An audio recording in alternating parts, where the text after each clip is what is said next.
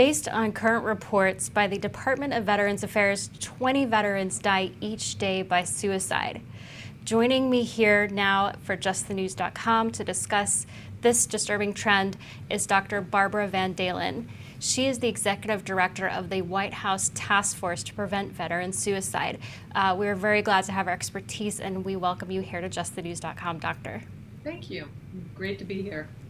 So let's dive right in, because your task force made a major announcement last week.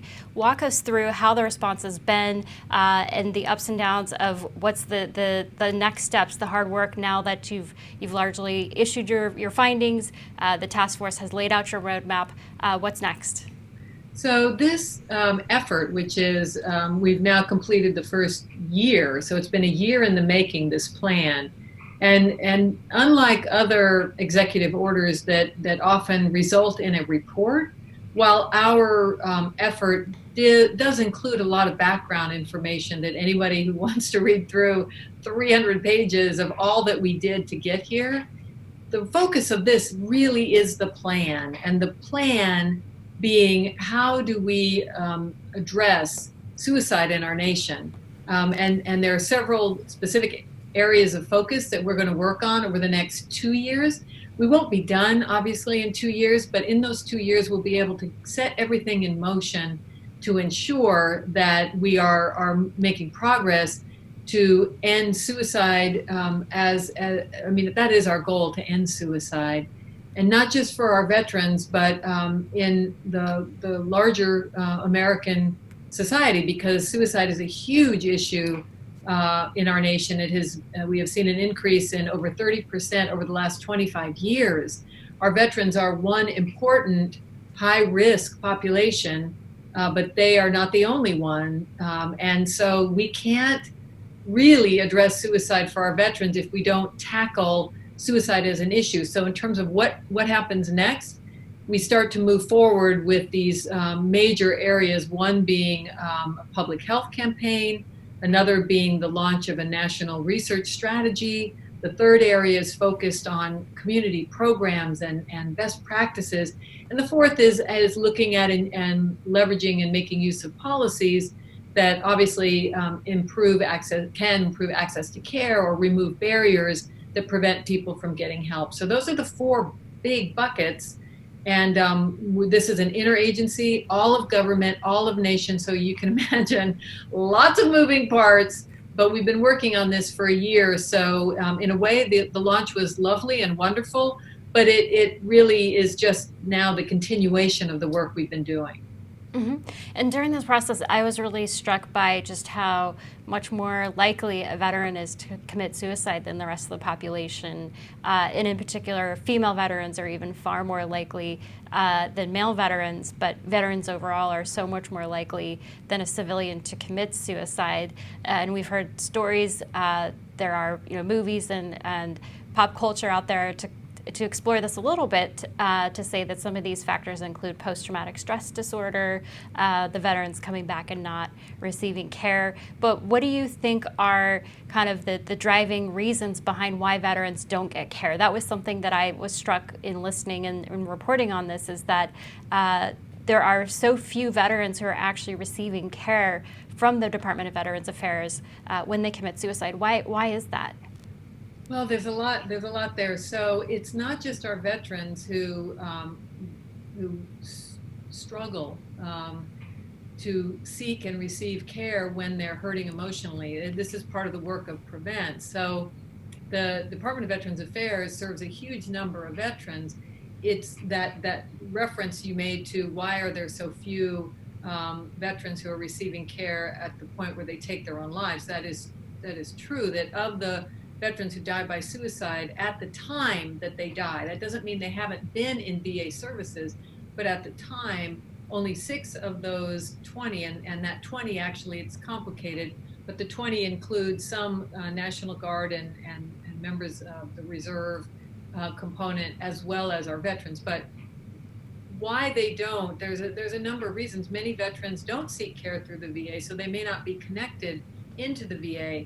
But the bigger issue here is, why don't people in general seek care when they're hurting emotionally? So as you mentioned, male veterans are 1.5 times greater, they have a 1.5 times greater likelihood of dying by suicide than their civilian counterparts. Female veterans, 2.2 times greater than their female civilian counterparts. So men still die by suicide at a higher rate than women overall, and veterans as well, male versus female. But when you compare male veterans to male civilians and female veterans to female civilians, you see that huge gap. And there's all kinds of reasons, and we can maybe talk a little bit about the what puts these men and women who serve our country at risk. But the barriers are many. It may be that for an individual, the greatest barrier may be that they just are not, they don't have the language, they're not comfortable talking about their struggles. And so by the time they feel so hopeless and such despair, they've not shared it, they've not been open, there's been no communication, and they really have no lifeline, no connection. And our work is really going to focus heavily on changing our culture so that we move upstream. Because if we wait to try to reach those veterans, or frankly, those civilians, anyone in that darkest hour, at that moment where they're making that decision, that's way too late. We have to move this way upstream. And there's a tremendous amount of energy and effort that the VA is putting into this, working with the veterans that they do touch. But there are a lot of veterans who choose not to use the VA and who may be in other parts of society that we also have to engage. But that barrier that our culture creates is really one that has to be changed, and one that we are. Well, and I want to ask about that because one of the statistics I heard last week in the reporting about this was that there's been as your group put out, a 30% increase in suicides in the past 25 years. What's driving that increase? Are the barriers getting worse? Oh, that's a really important question, and there are a lot of really devoted and dedicated researchers looking at that. And there's a lot of speculation. I'm not sure we yet have the answer. Why is it that in the last 25 years we've seen suicide overall increase 30%? It's actually over 30%. So that now, in a given year, about 47,000 people, 47,000 Americans die by suicide. That's more than die by car accident. So some speculation is around, that our communities, our extended families, don't provide that support that we used to have in earlier times, where people didn't move away from each other, and you had more of a built-in social support system. Because social support, good social support, good connectivity to other people is a protective factor. And so that could be one cause. It could be that even though we are blessed to have, amazing advances in technology, we don't really know, as a psychologist, again, these are things that we're trying to understand. We don't know all the potential negative implications of information overload, the stress, the pressure that people feel. One of the things that we're also doing is dispelling myths about suicide.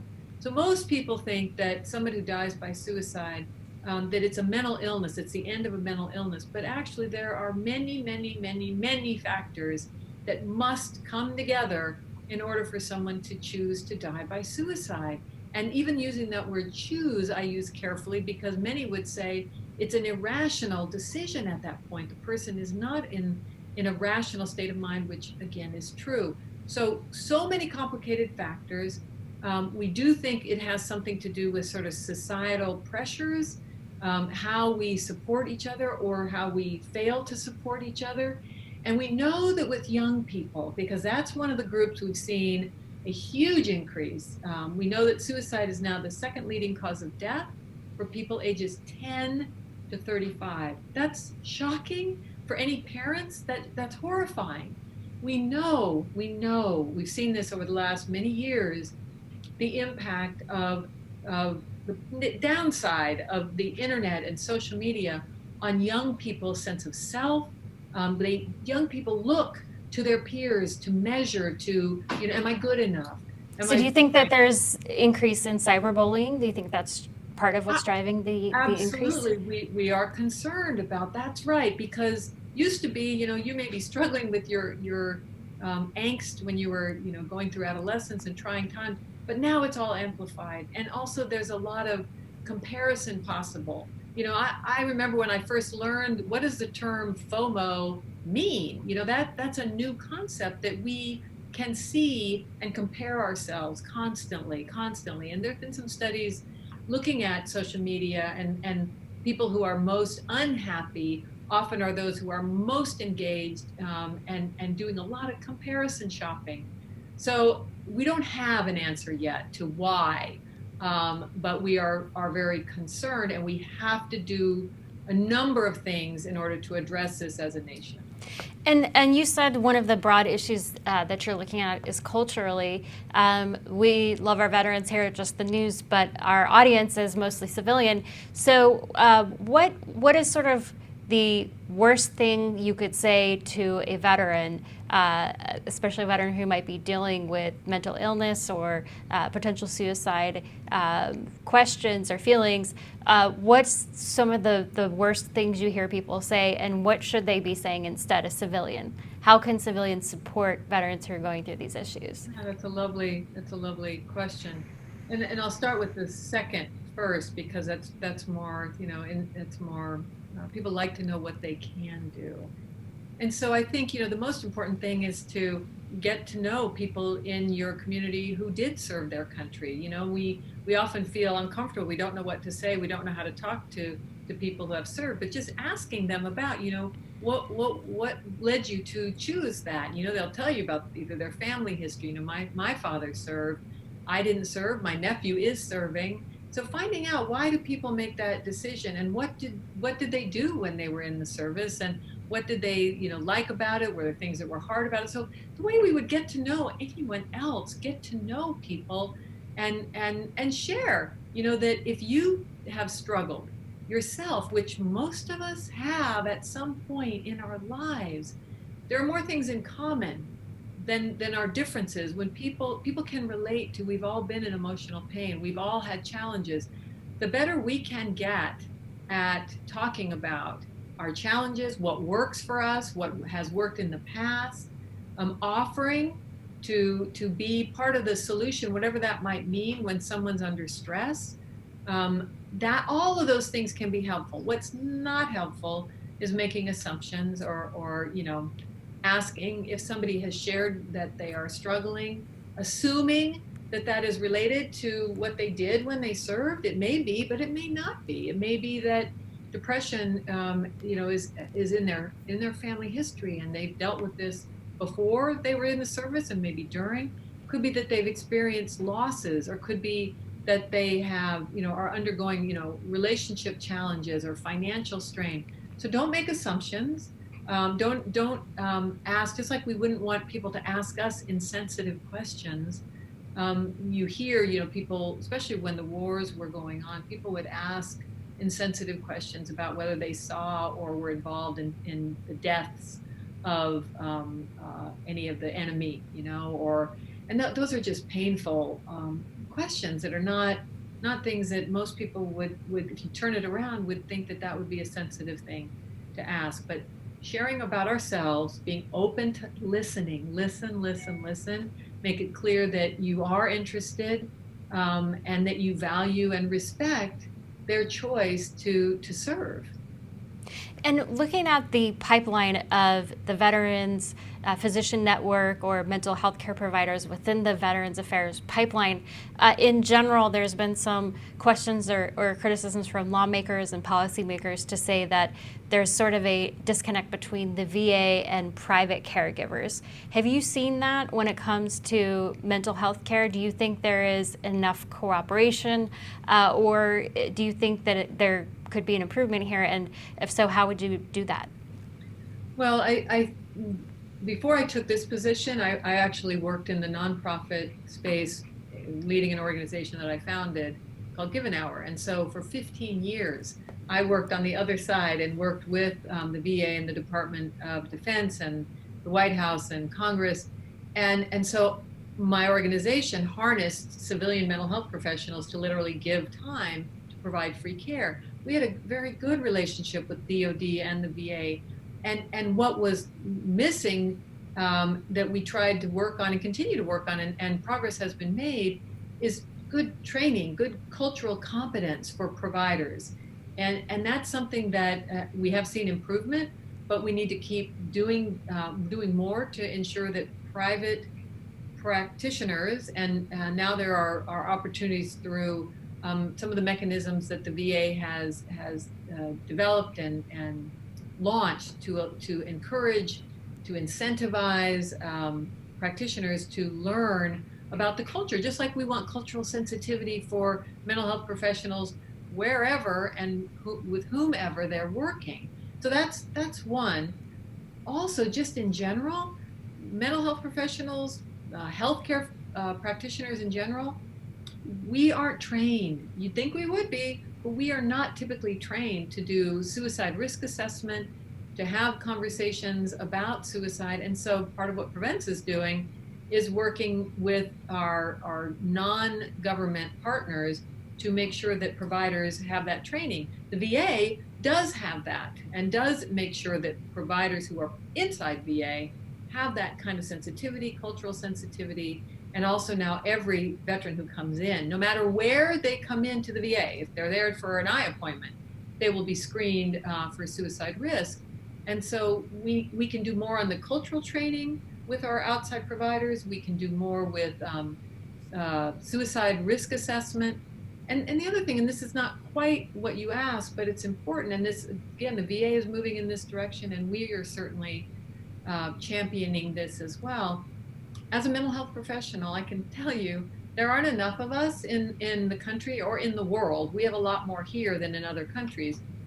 But there are many, many, many different elements, aspects of care and support. And so we can't look to or assume, nor do we need to, that the answer is more mental health professionals.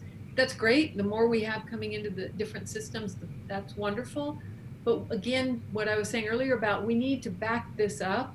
We need to educate people so they can identify their own challenges. We need to give people other tools so that those who are dealing with challenges or are struggling have ways that they know how to respond to that, leaving then the folks who are in significant need of mental health expertise, that then there are mental health professionals who can see them. But you can hear we're really looking at a more comprehensive, coordinated effort of care, because we can't just look, again, to the mental health professional at the end of this story. We want to reach people earlier and make sure that they are receiving all variety of care and support along the way. Mm-hmm. And you mentioned to the issue of cyberbullying that you think that's driving just overall kind of the increase in suicides. Have you seen an increase specifically for veteran-targeted cyberbullying?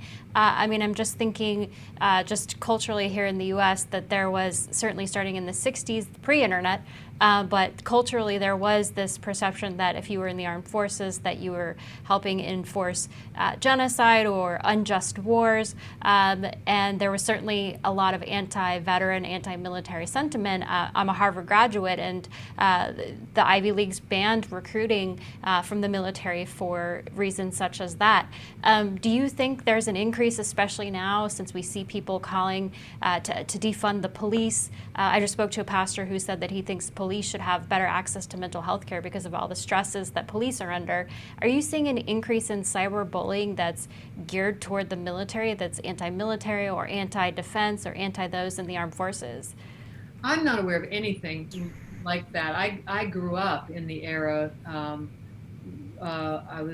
My brothers were the age of young men who were drafted during the Vietnam War, and so a lot of the people that I grew up with either served or had siblings that served, and we saw horrible mistreatment of the men, primarily the men, who came home during that era.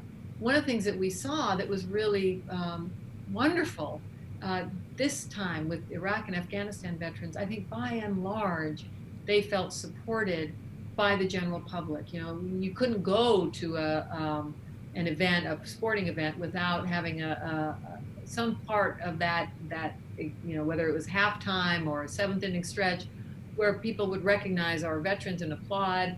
And that's still, I see it. I have not heard that people feel like there's been a change. I think there's still a lot of the things that people don't understand. If you haven't served, they don't necessarily understand the way of life. So, but that's different. I have not heard of anything that would suggest that that's a specific element when it comes to our veterans. And again, my mentioning it about with younger people, it's something we're looking at. And I'm sure there is data out there, but I wouldn't want to go so far as to say we know that that's a significant contributing factor. What you said about law enforcement, the law enforcement community, they are a population that is at risk and for suicide in general. And given that there's overlap, that many veterans go into becoming first responders, whether it's EMTs or firemen or police officers, I agree with what you said that the pastor indicated. Absolutely, we want and look to the opportunity to enrich and broaden the mental health support. And there are good efforts in the community that had already started before now, but I think this will continue that conversation because those men and women, they are under tremendous stress and pressure, which is a contributing factor, as we know, to depression, anxiety, and sadly to suicide. Well, and that's an interesting correlation that I don't think a lot of folks realize, that a lot of people will serve in the military and then go to serve in the police or the first responders. Do you think that's something that should be better known among the general public?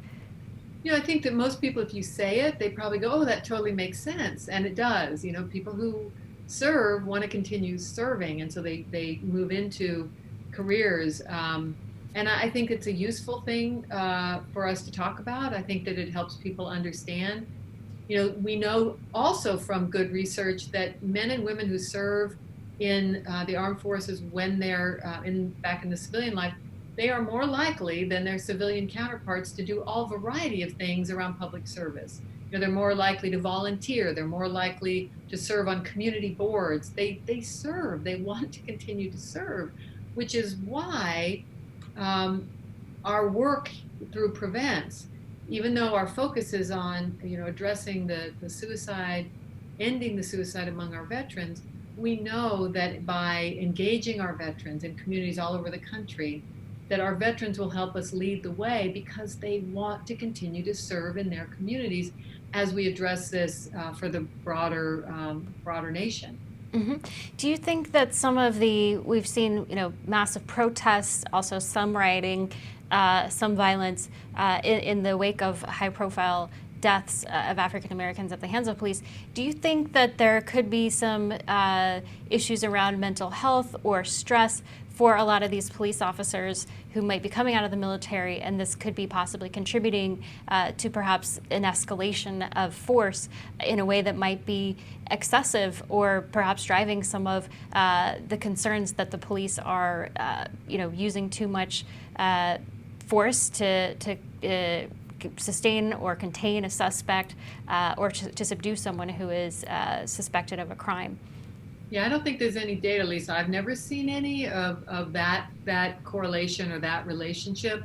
I think it's much more the individual officer in that circumstance and whatever is contributed. Because with police officers, many of them have had tremendous trauma during the course of their work, and if it's not addressed, how might that contribute to an overreaction? All these things that we need to look at and that we are looking at, but meaning as a society and as mental health professionals in these conversations, we've been having these conversations. These aren't new. These are things which is why many police forces have been moving toward ensuring that their force has good mental health care and support.